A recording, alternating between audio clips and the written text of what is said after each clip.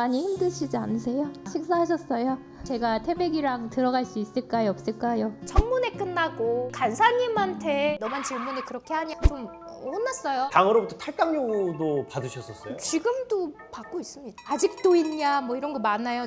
계속 있을 예정입니다. 더 조율하기 어려운 거? 피아노 건반, 국민의힘 둘 중에 한 개. 당연히 국민의힘입니다.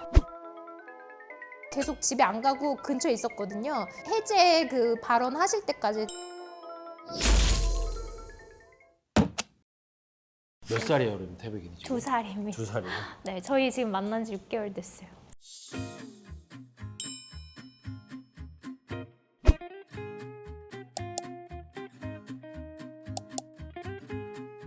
새롭게 태백이가 온 이유가 있는 건가요? 원래 암내견들은 적당한 시기가 되면 은퇴를 하게 되어 있어요. 조이가 아프거나 이래서 은퇴한 건 아니고요. 희망퇴직? 희망퇴직. 와중에 이제 태백이는 흥이 많아서 지금 발바닥을 핥고 있는데 네. 태백이와 조이는 성격으로 봤을 때 어떤 차이가 있어요? 조이는 약간 본인이 하고 싶지 않은 일에 대해서는 굉장히 단호하게 거절하는 스타일이고 태백이는 업무상 불평을 많이 안 합니다. 태백이는 굉장히 사람을 조이보다 훨씬 더 좋아하고요. 예. 조이는 약간 좀 사람을 가려서 좋아했거든요. 네. 근데 태백이는 만인을 다 좋아하는 것 같아요. 제가 조금 불편한 분도 있고 좀 그렇잖아요. 국회에는 태백이를 좀 좋아하지 않는 분도 계시거든요.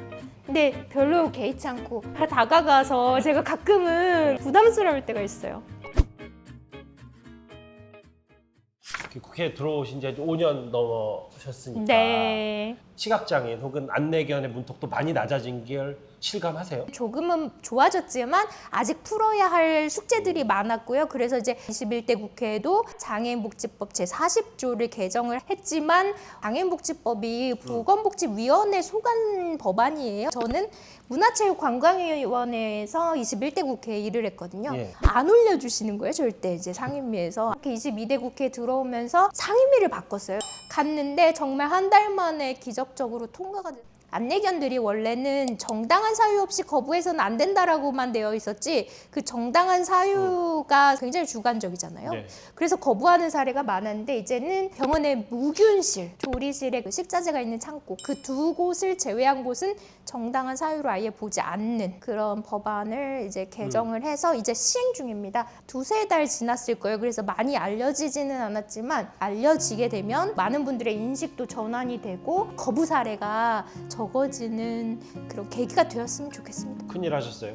작은 일 일부분입니다. 정은경 후보자, 장관 후보자 청문회 때 그 얘기를 하셨던 것 같아서 맞아요. 여기 제가 태백이랑 들어갈 수 있을까요? 없을까요? 못 들어가는 것 같습니다. 아니요, 들어갈 수 있습니다. 들어갈 수 있나요? 죄송합니다. 다음 다른 야당 의원과는 좀 달랐어요. 장관님이 되실 것 같아서 대부분 그냥 임명하시잖아요. 어차피 되실 텐데 좀 일을 잘 아시고 시작하면 좋겠다라는 생각에 좀 여쭤봤는데 진짜 모르시더라고요. 그래서 또 알려드리는 것도 제 몫이니까 그래서 알려드렸던 것 같아요. 청문회 끝나고 저희 간사님한테 당의 다른 청문위원들 그렇게 안 하는데 너만 질문을 그렇게 하니 우리도 정책 얘기 못하는 거 아닌데 너만 할 수 있냐 당에서 이런 거 지적하라고 했는데 왜 그렇게 하냐라고 좀 혼났어요. 근데 그 이제 혼단 잠깐만요. 이거 그 혼단 간사가 누구예요? 아니 그런 건 이름을 말씀드리면 안 되는데요. 그래서 조금은 의기소침했지만 제가 잘 못해요. 그러니까 누군가를 막 꾸짖고 압박하고 이런 거를 못하는데 하는 거는 되게 좀 시간이 아깝잖아요. 근데 알려드리는 걸 잘해요. 왜냐면 저는 교육자로 많은 역할들을 했기 때문에 저 인간은 저런 패턴이다라고 봐주시면 감사하겠다. 정은경 장관이 장관, 네. 실제 의원회관에 직접 방문하셔서 점자 명함을 주는 것들이 많이 회자가 됐더라고요. 아, 네. 되게 의미 있었던 게 본인이 인정하시더라고요. 이런. 장애인 사실 관련해서 네. 그때 많이 말씀 주셨는데 제가 장애인 공부가 많지 않거든요. 네. 좀 솔직하게 얘기하셨던 게 사실 점자 명함보다 더 의미가 있었던 것 같아요. 진솔하게 네. 얘기해 준 게 정 장관이. 인정이라는 거는 어쨌든 앞으로 발전이나 개선할 여지가 있는 거지만 사실 내가 뭐 그럴 수도 있지 뭐 좀 장관이다 그렇지 뭐 이렇게 생각했으면 그런 말씀 안 하셨을 것 같거든요. 청문회법 개정을 자료들을 얼마나 안 주면 맞아요. 자료를 제대로 내라는 입법을 하겠다라고 김 의원께서 말씀하셨더라고요. 했어요. 직접 사실 발의했고요. 사실 청문회 시작하기 전에 상임위 딱 들어가잖아요. 그러면 자료 요구에 관한 의사진행 발언 있습니다. 이거를 한 의원님마다 돌아가면서 3, 40분 그걸 허비하세요. 늘 아유 좀 준비가 안 됐습니다. 제출하겠습니다 하고 당일날 오후에 제출하시기도 하지만 그러지 말고 이제 정말 국가 기밀이나 정말 불가피한 사유를 제외하고는 제출을 하도록. 청문회 자료도 당일에 주고 하면 물리적 시간이 훨씬 더 오래 걸리시는 거잖아요. 자료 볼 때. 저 같은 경우는 불가능해요. 그 자료를 그렇죠. 못 본다고 봐야 돼요. 왜냐면 저는 이제 한번 걸러서 제가 볼 수 있는 그 형태로 그렇죠. 변환을 해야 되기 때문에 그런 과정이 없는 의원님들도 힘들다고 하세요. 근데 과정이 있는 저는 어떻겠습니까? 그래서 이런 것들은 다 공감할 수 있지 않을까? 그런 그렇죠. 생각은 하는데 또 공감하기가 쉽지 않은가 봐요. 12월 3일에 그러니까 국회 본회의장 들어가려고 월담을 하려고 했다. 실제로 그러려고 하셨어요? 그럼요. 당연히 저는 해제 표결을 참여해야 된다고 생각했는데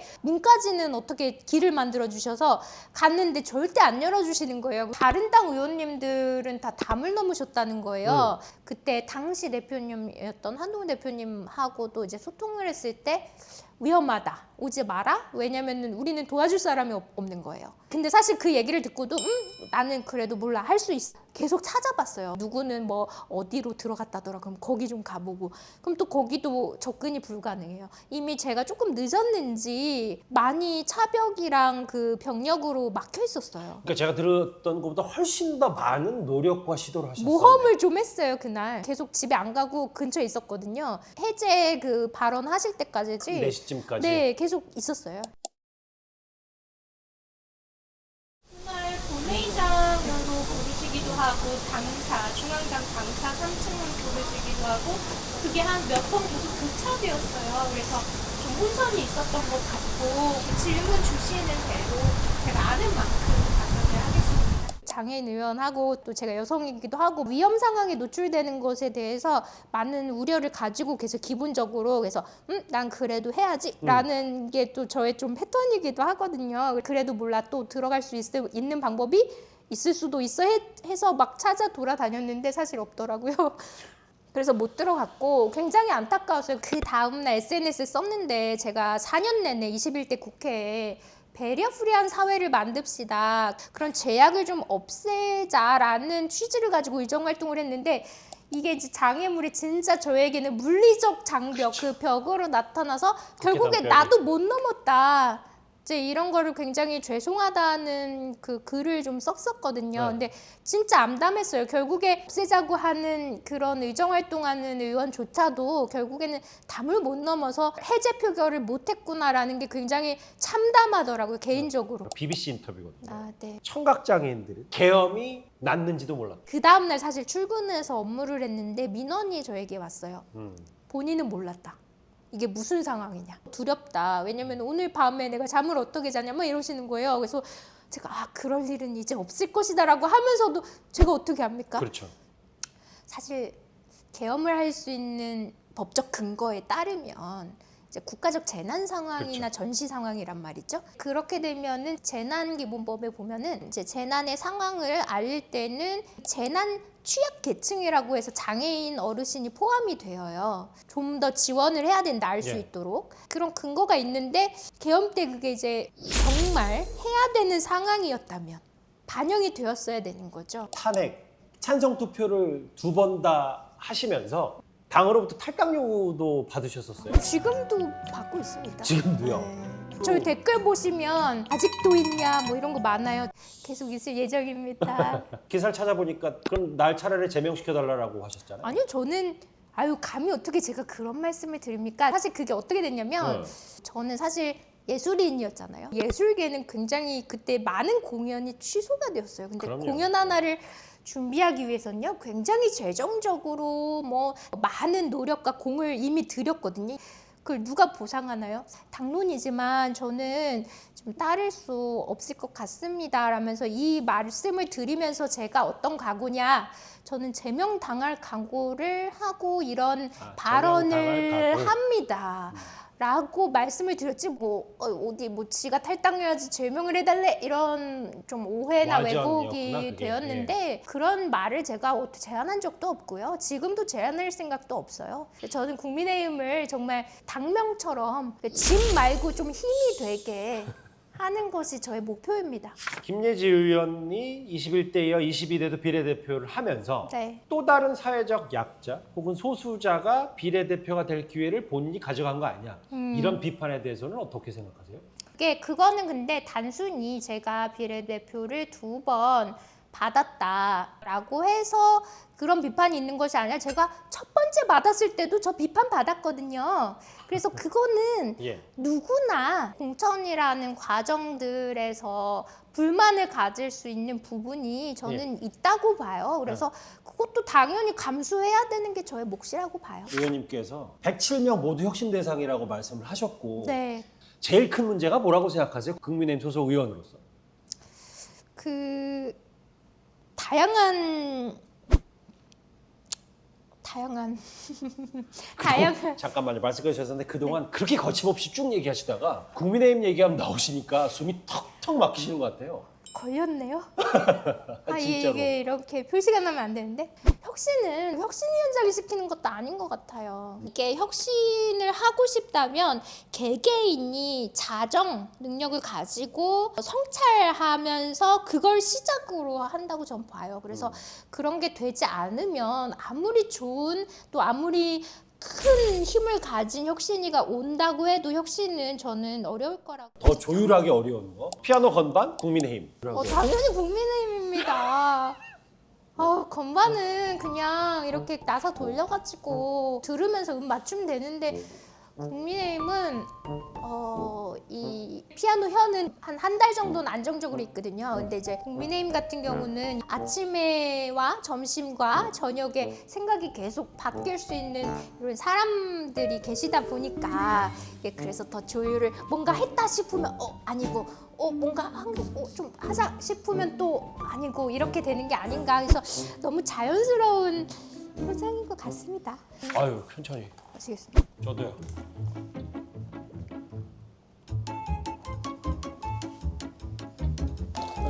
미안해. 뭘 너무 좋아해서 표정이나 이런 걸 보고서 얘가 본인한테 호의적인 것 같으면 다가갑니다. 왜 이제 하던 일을 다 잊어버리죠. 평창 동계 패럴림픽 때 맞아요. 폐막식 때 무대에 서셨더라고요. 맞습니다.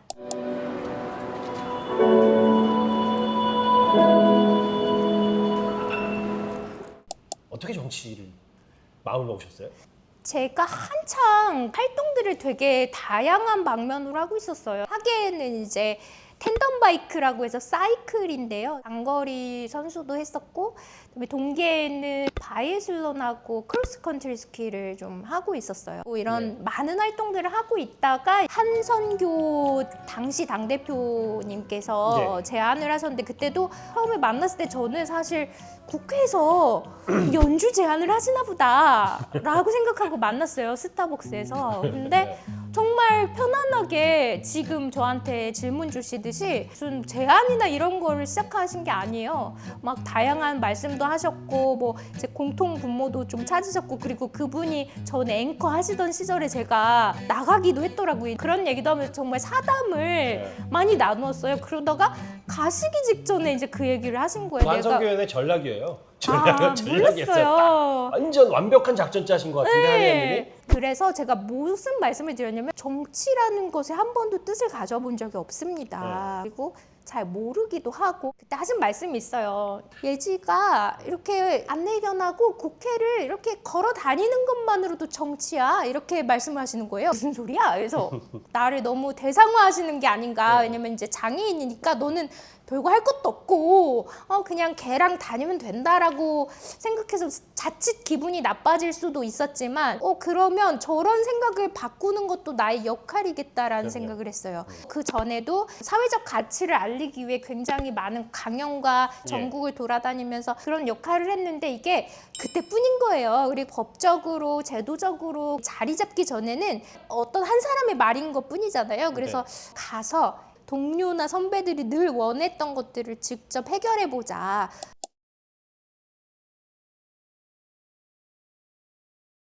민주당의 서미아 의원도 네. 같이 의정 활동을 하시는데 가끔 대화도 하고 그러세요?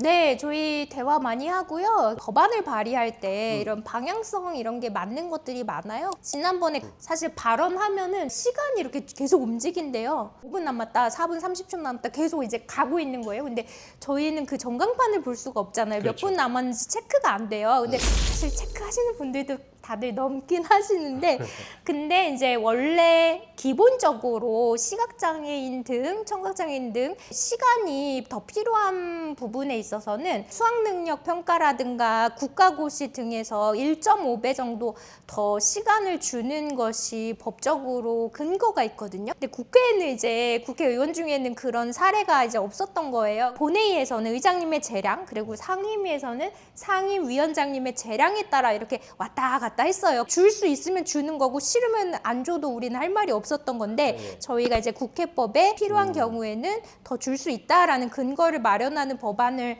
저희가 공동대표 발의하기도 하고요. 물론 여야가 대치할 때는 내란 수계 뭐 이런 말씀 쓰시면서 굉장히 비판하시기도 하고 예. 그렇지만 같이 일을 해야 될 때는 해야 될 일은 또 하고 그렇습니다. 어제 민주당의 이춘석 의원 법사위원장이 국회 본회의장에서 아이고. 보좌관 계좌로 주식하다 딱 걸렸거든요. 네. 재선 의원으로서 국회 본회의장에서 딴짓하는 거에 대해서 어떻게 생각하세요? 많이들 하신다고 들었어요. 저는 이제 청력이 좋으니까 들리잖아요. 전화 받으시는 분들도 계신데 이런 말씀 드려도 되나? 더 이게 제일 재밌는데 계속 아 해주세요. 진짜요? 네. 전화를 받으시는 걸 저는 깜짝 놀랐어요. 국회 본회의장에서요? 네, 통화하세요. 그래서 물론 뭐 시끄럽게 이렇게 뭐 그랬어 이렇게는 말을 안 하시지만 태백이가 들었나 봐요. 태백아 그 비밀이 앉아. 예를 들어 뭐 텔레그램 메시지들 이렇게 좀 소통하시다가 그래서 차장님을 굉장히 좋아하네요. 태백이가 잠시 실례하겠습니다. 괜찮습니다. 태백이 여기 있어도 되나요? 그럼요. 네. 근데 사실 지금 문제가 되는 거는 이제 비일비재하게 있었던 의원님들이 문자나 이런 SNS로 소통하시거나 통화하시는 그런 일반적인 일이 아니라 차명을 통해서 증권 거래를 하셨고 이 회사의 종류들이 민주당이 뭔가 중요한 역할을 맡기는 그 회사로 정했던 여러 면으로 보았을 때 굉장히 이거는 큰 문제다. 본회의장에서 국회의원들 전화도 사적으로도 하고 그 되게 많구나. 저는 전화 통화하시거나 이러면 저 멀리 계시는 분들도 들리고 또 어떤 매너 그나마 좀 챙기시는 분은 좀 뒤에 가서 하고 오시기도 하세요. 그러니까 본회의장이지만 뒤쪽에 근데 제가 좀 뒤쪽에 앉아 있거든요. 다 들었다라는 말씀을 좀 드리고 싶네요. 제가 국회에서 한 이제 7, 8분과 함께 촬영했는데 개인적으로 제일 재밌었습니다. 아 진짜로. 진짜요? 진짜 우와, 재밌었어요. 저는 진짜 믿습니다. 네. 정말이에요. 저 이거 꼭 편집해서 빼주지 말아주세요. 제가 과장은 좀 하는데요. 네. 거짓말은 아니에요. 네.